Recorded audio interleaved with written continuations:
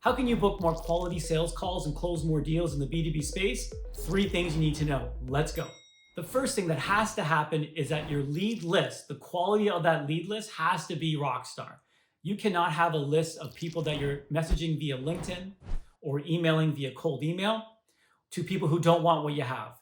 If you're talking to the wrong people, everything else is irrelevant. That's why your lead list is the most important thing, and most people mess this up. We spend a lot of time with our done-for-you clients building these lists and making sure every single person is that client's ideal client. Because like I said, if you're selling something to someone that doesn't want what you have, nothing else matters. For example, I'm in the B2B space. Mine is a done-for-you service. Now with LinkedIn, I can go after people that have 1 to 10 employees, 11 to 50 employees, 200 plus employees. But the truth is, my ideal clients are people that have between 1 to 50 employees. The reason why that is because between 1 to 10 employees, they're typically doing a lot of the fulfillment. The owners of these businesses are doing a lot of the fulfillment themselves, and they're managing their team, and they're stressed out. They don't want a course. They don't want a done with you program. They want it all done for them, as long as it's reasonable, which is exactly what we've achieved. And then also the people that are 11 to 50 employees, they're also very busy. They can afford what I do, but they want to give it to someone else because they don't really know how to do it. The people that are 50 to 200 and above, some of those people think they know what they're doing and they think they got it figured out. They may not want to work with me. So if I were to messaging companies that have 10,000 employees, even though my offer is great and I can help them, chances are they're not going to want to work with me. So I hope that makes sense. The quality of your lists is the most important thing when it comes to doing lead generation in the B2B space. So as I mentioned, I have a B2B offer. It's done for you. So if I'm going after owners of these companies, but all of a sudden in my list, there's a lot of yoga studios or dentists or chiropractors or electricians, it's not going to work, no matter how great my copy is. So your lead list, as I mentioned, number one, most important thing. And for whatever reason, most people don't spend a lot of time on this, but it's the most important thing. So that's number one. Number two, you got to make sure that your offer is compelling. It's got to be that people are scratching on the walls to reach you. And the way it's written has to be in such a way, it's anti-spammy. This is again on both LinkedIn and email. It's anti-spammy, but it's very compelling. People have to talk to you.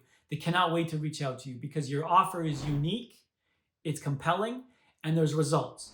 Once people understand that and they want what you have, and of course you're talking to the right people because our lead list is killer, you're off to the races.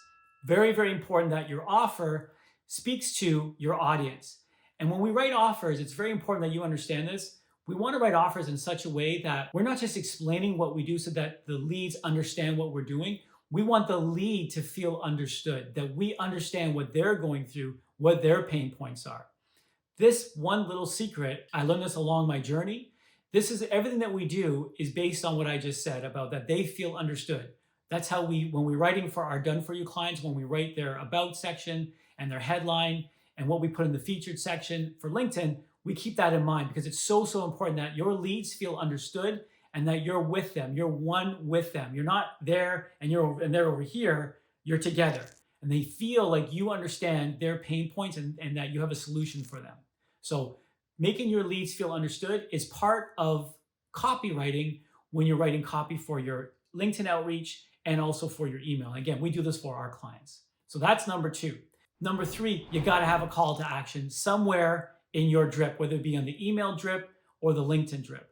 So maybe the last thing you say, or maybe the second last thing you say before maybe a follow-up message is something like, if this interests you, just reach out. Or it could be something like, let's jump on a call. Are you available sometime the next few days? Are you available sometime this week to jump on a quick call? Something that makes them feel that they can reach out to you. If you don't do the call to action, even though people are your exact ideal clients, the lead is killer, and your message is compelling, you're articulating your offer in a way that's people are scratching on the walls to reach you. If you don't have a good call to action that's not too salesy, but it's also compelling and they want to talk to you, you're going to blow it as well. So the call to action is also important. But notice the first thing I talked to you about was the lead list, because again, the lead list is by far the most important thing. So I hope this helps. If you're interested in more videos like this, hit that subscribe button. Let's go.